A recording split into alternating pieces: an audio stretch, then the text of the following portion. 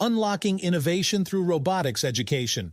Welcome to our channel, Jay Robotics.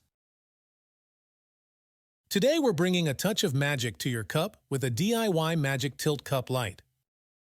For this project, all you need is a Mercury Cup Tilt Switch, a LED, and Arduino board. Let's set up the magic. Connect the tilt switch to pin 8 on the Arduino. Now, for the LEDs, connect one to pin 13 and the other to pin 12.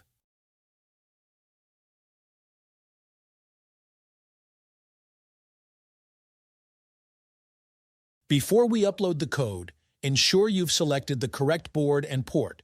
Go to Tools in the Arduino IDE, choose your board, for example, Arduino Uno, and select the port your Arduino is connected to. Now, you can upload the provided code.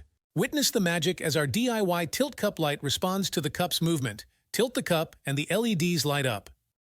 If you found this video helpful, don't forget to hit the like button, share it with your friends, and subscribe for more exciting projects. Thank you for watching, and I'll catch